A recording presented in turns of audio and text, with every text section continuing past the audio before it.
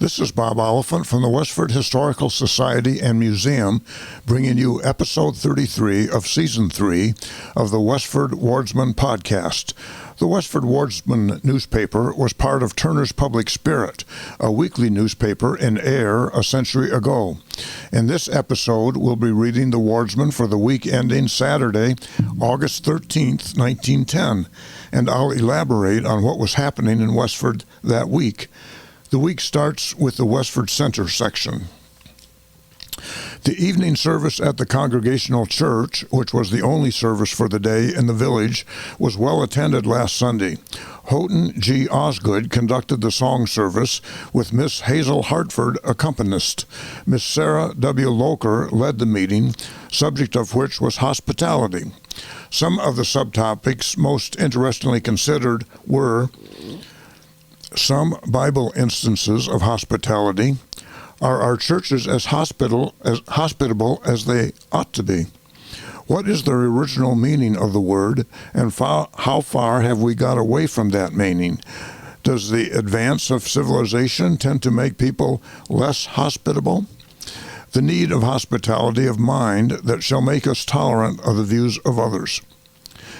Miss Mary E. Jones of Shilton, PA, is visiting her niece, Mrs. Oscar Anderson. Miss Beatrice Sutherland and Miss Althea Sims are at Campton, New Hampshire, to stay there until the 1st of September. Miss Marjorie Seavey has been enjoying a week's stay with Mrs. Eleanor and Marjorie Cameron at the Julian A. Cameron's summer home at Cross Island, Essex. Cross Island lies in Essex Bay, just across the Narrows from Conomo Point in northern Essex. Dr. and Mrs. Edward Atwood are guests at Mrs. Caroline Atwood's.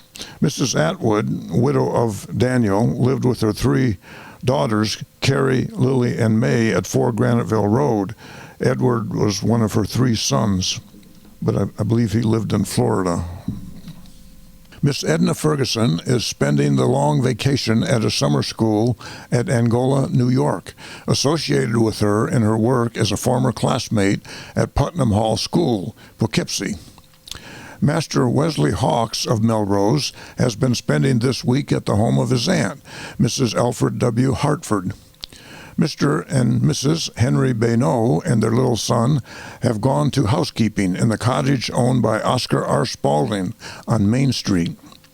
Miss Ruth Fisher has been doing substitute work at the library this week to help out Miss Bunce, who has been detained at home owing to her father's illness. Mr. Augustus Bunce continues to gain strength a little from day to day. Supervisor of Assessors, Mr. Patton of the State Tax Commissioner's Office, Boston, was in town Wednesday afternoon and held a meeting with our Board of Assessors. Charles O. Prescott left on Wednesday to go to Plymouth, New Hampshire, to form one of that loyal trio of friends, the other 2 members of which are Reverend Charles P. Marshall and John P. Wright, for their annual tramping and camping trip in the White Mountains. Mrs. Marshall is staying at Dover, New Hampshire, and Mrs. Wright at South Boylston. Amelia W. Lambert has just completed a 5 weeks special course in dietetics in Boston under the direction of Miss Fanny Merritt Farmer, the well-known cooking authority. Miss Lambert is employed as dietitian at the State Hospital, Tewksbury. Known for her Boston Cooking School cookbook, published in 1896, Fanny Farmer was crippled by a paralytic stroke at the age of 16. She learned to walk again with a limp, and at the age of 30 attended the Boston Cooking School, which featured instruction in nutrition, diet, sanitation, chemical analysis of food, and the techniques of cooking and baking. In 1891, she became the principal of the school. And of course, she's well known for her Fanny Farmer cookbook. Westford residents have their share of pride and interest in the recent dedication of the Pilgrim Monument at Provincetown. A year ago, last May, in response to the invitation given to all the towns in the state, Westford contributed a block of granite toward the construction of the shaft at the end of Cape Cod. The block was cut, polished, and inscribed from the H.V. Hildreth quarries. The inscription bore the date of incorporation of the town, September 29th, 1729, the date at the time it was sent, and the name of the town. President Theodore Roosevelt laid the cornerstone of the Pilgrim Monument on August 20th, 1907, and President William Howard Taft led the dedication ceremony on August 5th, 1910. The 252 feet tall tower is modeled after the Torre del Mangia in Siena, Italy. It's constructed of granite from Stonington, Maine, and is said to be the tallest of all granite structures in the United States. Harold V. Hildreth has been detained at home and obliged to keep rather quiet this past week with an injured knee. The swings, seesaws, and merry-go-round have been put in place at the new Whitney Playground, and the children and young people have gathered each day to use and enjoy them. There have been some heated games of tennis on the new tennis court, and the object of the park for pleasure and recreation is beginning to be realized with the full measure of appreciation it so richly deserves. And, of course, it continues to be in use. The next section is the About Town section. Last week, Thursday, at the noon hour, during the thunder shower, a bolt of lightning tried to ring up on the telephone that connects the residence of Samuel L. Taylor, that's the man who's writing this, with the rest of the world, and the wire snapped with the severity of the call. Although it was close to the house, no one seemed to care to answer the call, being busy keeping up with each other at dinner movements. What little of, quote, Fletcherism, end quote, was being practiced with the dinner was suddenly discontinued.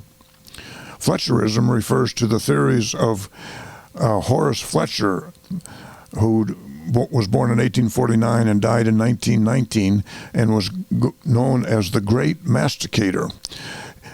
He was an American health food faddist who believed that food should be chewed 32 times before being swallowed. Quote, nature will castigate those who don't masticate, end quote, he said.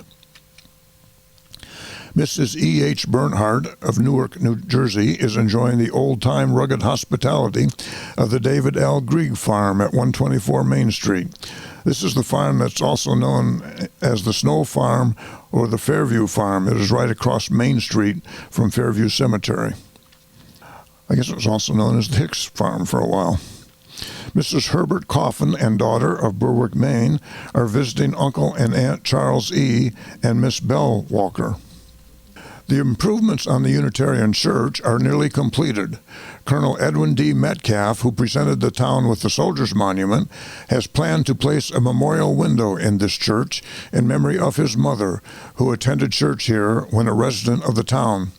The colonel will also be remembered by the older people as the bright, sparkle-eyed boy who also attended this old First Parish church.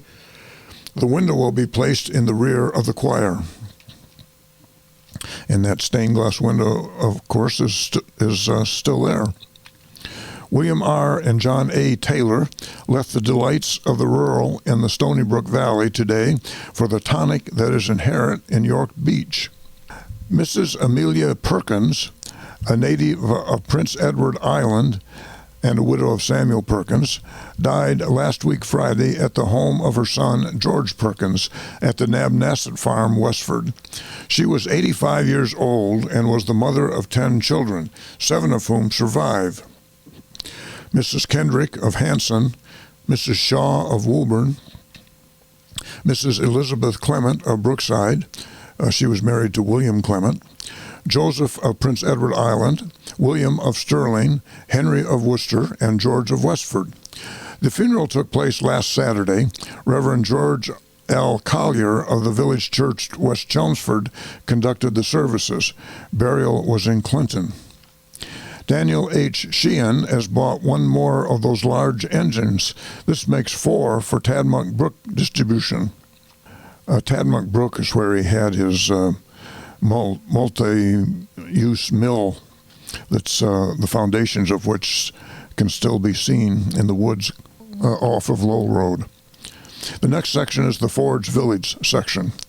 The pet dog owned by John Collada was run over by an electric car on Saturday afternoon and was so badly injured that it was necessary to kill the animal.